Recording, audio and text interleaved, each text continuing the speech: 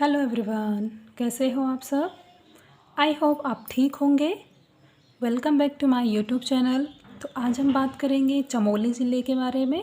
जो गढ़वाल मंडल के हमारे 6 ज़िले थे वो हमारे कंप्लीट हो गए थे। तो अब आ गए हम कुमाऊं मंडल में। तो कुमाऊं मंडल में है फर्स्ट चमोली के बारे में पढ़ेंगे। अगर आपको मेरी वीडियो पसंद आ रही है तो लाइक शेयर सब्सक्राइब करना ना भूलें और कमेंट करना ना भूलें। ठीक है, let's start. Highest peak of Uttarakhand Nanda Devi.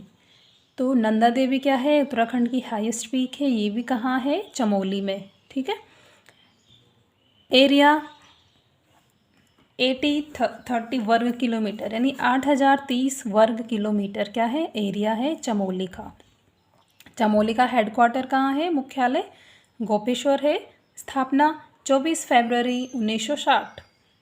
तो 1960 24 फरवरी को चमोली की स्थापना हुई। 20 जुलाई 1970 को अलकनंदा में आई बाढ़ से चमोली के अधिकांश राजकीय भवन नष्ट हो गए थे और वर्तमान में चमोली ज़िले का मुख्यालय गोपेश्वर है। वर्तमान में चमोली ज़िले का मुख्यालय गोपेश्वर है और पहले भी गोपेश्वर था। ठीक है।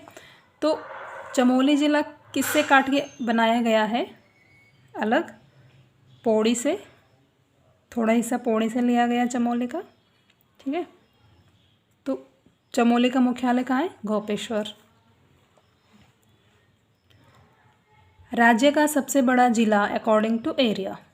तो उत्तराखंड का सबसे बड़ा एरिया के दृष्टि में, यानी अकॉर्डिंग टू एरिया सबसे बड़ा जिला कौन है, चमोली। जबकि मैप में देखेंगे तो लगता नहीं है, पर एरिया के अकॉर्डिंग चमोली सबसे बड़ा जिला है। ये 6 जिलों से लगता है।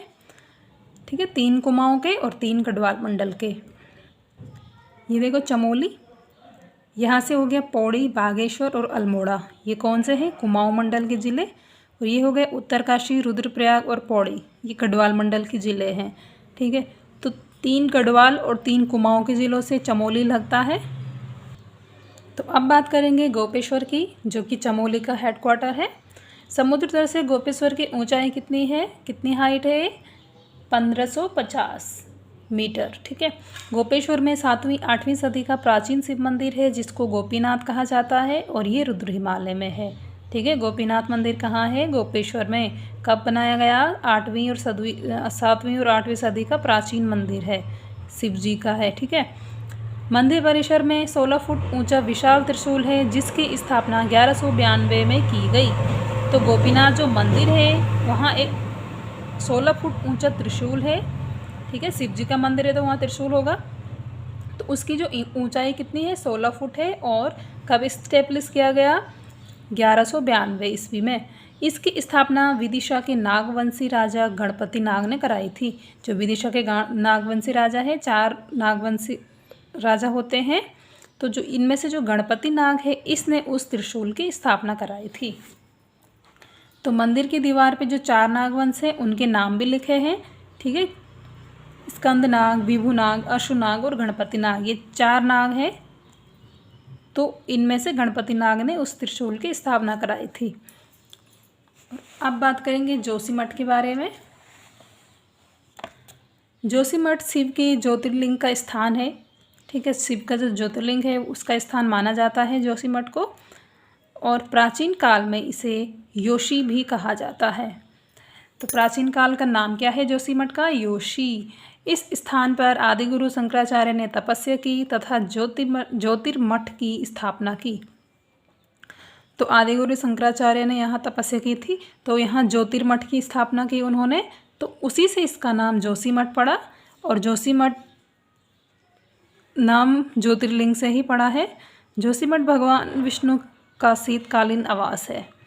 तो भगवान विष्णु जो बद्रीनाथ से भगवान विष्णु की मूर्ति डोली आती है, तो वो कहाँ रहती है, जोशीमठ में शीतकालीन आवास, इसीलिए कहा गया है।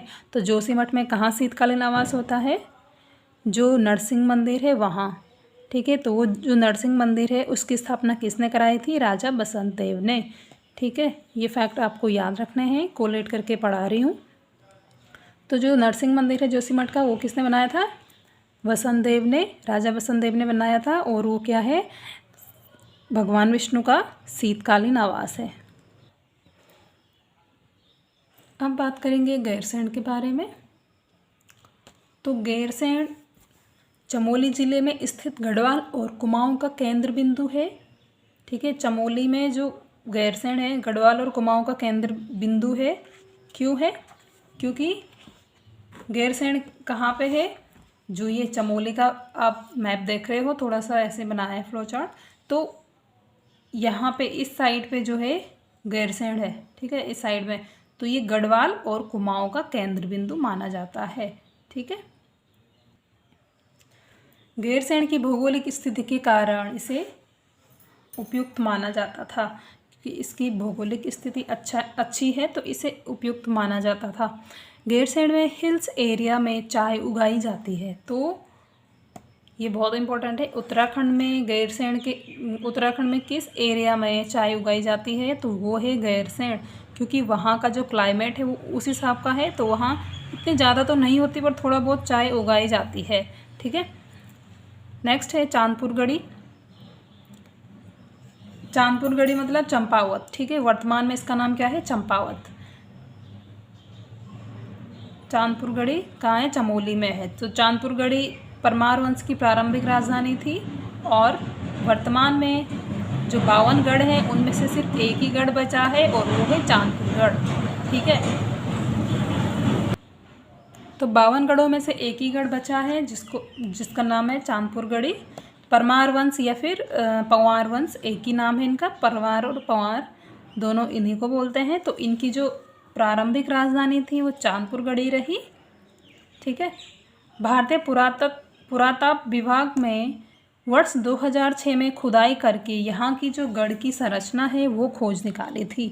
ठीक है, तो आज हो गया हमारा चमोली के बारे में हमने इतना देख लिया। जो मेन चीज़ें थे मैंने आपको बता दी है। ठीक है, आपको मेरे शॉर्ट नोट्स पसंद आ रहे हैं तो लाइक शेयर सब्सक्राइब करना ना भूलें।